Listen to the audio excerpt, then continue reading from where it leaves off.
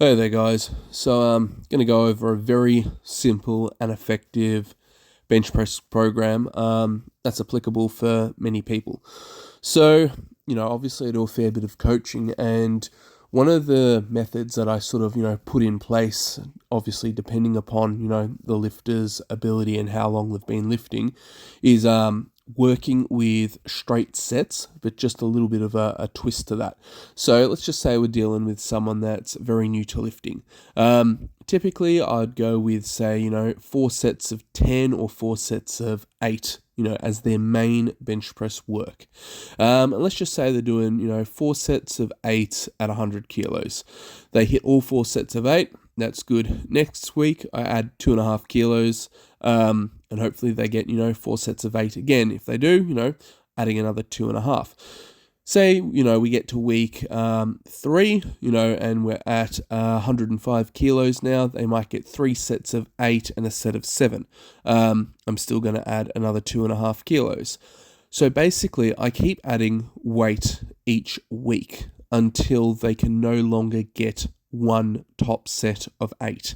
And when they get towards that, they'll have a final week and they'll probably end up getting 8, next set 7, and then they'll probably, really start to drop off, go 5 and 5.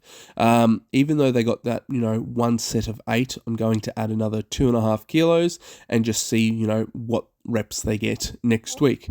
Obviously, you don't want them to be only getting, 1 or 2 reps on their last sets, and, that's highly unlikely going to happen.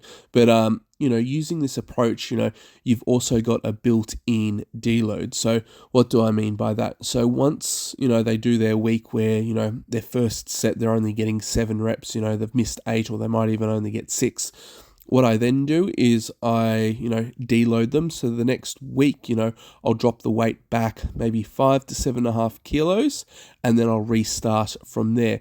You want to restart at a point where they're getting, 2 to 3 sets of 8, in terms of looking back to where they were, because, when they were getting, 3 sets of 8, you got to remember by now they're going to be stronger. So chances are they'll probably, start back at that 4 sets of 8, and, you add 2.5 kilos, and the process, continues on.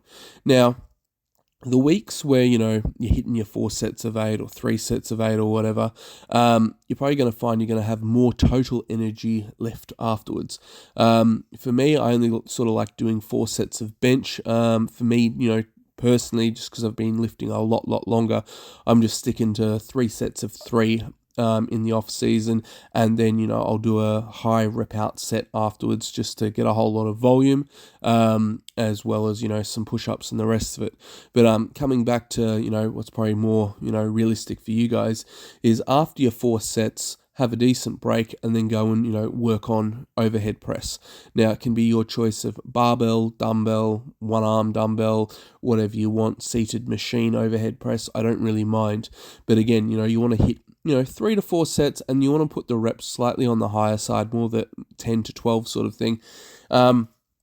In terms of, tracking the weights for overhead press, I don't really pay too much attention to it in general, simply because, if you're progressing your bench, and then one week you only got, 7 reps for your top set, and then you've had to knock out the rest of your sets, there's going to be a lot more total fatigue in the shoulders by the time you get to your overhead press.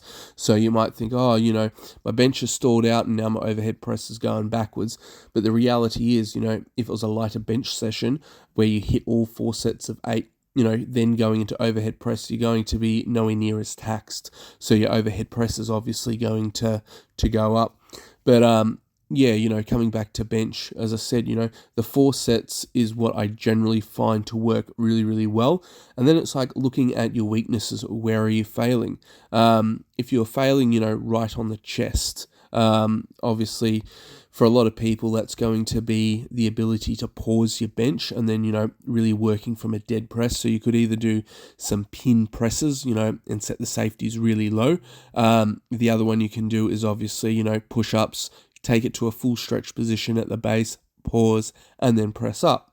If you're sort of struggling more midway to lock out, chances are it's going to be a combination of both shoulders and triceps.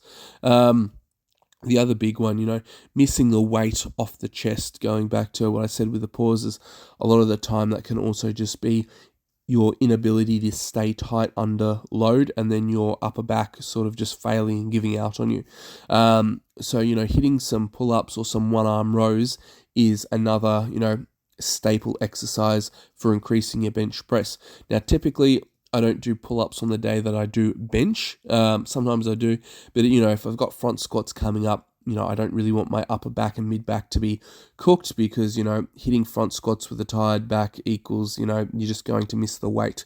So, yeah, if it's a lighter bench day and I've already done front squats that week, by all means, knock out your heavy dumbbell rows, knock out your pull-ups and the rest of it. But, yeah, you sort of need to look at bench press for what it is and realize it's just one exercise that is responsible for, obviously, causing your bench press to go up.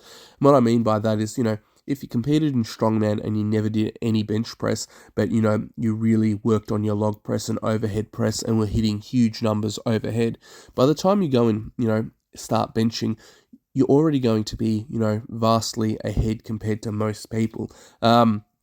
I know quite a few, strongman competitors that don't train bench press at all, but they can still, press, 150, 160 kilos on bench, even though they don't train it. And that's simply due to the fact, well, obviously shoulders and triceps play a huge role in bench press, but they also play a really significant role in overhead pressing.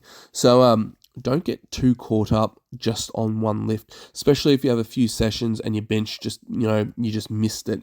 You have to really think about why you missed the lift. Was it just because of bench press, or had you trained shoulders too hard, the day before, or are your triceps still fatigued? Another big one is forearms. If your forearms are heavily, taxed from deadlifting or any sort of grip work and arm work, that's going to have a big impact on bench, which brings me to another point. Training biceps is important. The more muscle mass you have around your elbow joint, the better off you're going to be, controlling the weight down. And your biceps, in a way, like, especially if you've got bigger arms, you'll notice that your forearm and bicep basically merge together at the base position of a bench. And that gives you a little bit of spring out the base. So obviously, having that extra joint stability where they're folding in on one another is going to make a big difference. The other one, and I'm not the most technical bencher because I'd rather rely on strength, is learning how to arch and incorporating leg drive. Very long story short, retract your shoulder blades, or aka your scapula, and you sort of want to, stay tight under load. Obviously, there's many videos you can watch and they'll go over, bench press arch, retracting the scapula. But for me, training traps, they're the big one for me. So that's just simply, shrugs. I don't go too heavy. Again, I'm just trying to, work the muscle groups. And I find if I go too heavy with shrugs, I cheat on the movement. So yeah, that's just a video. Hope it helps.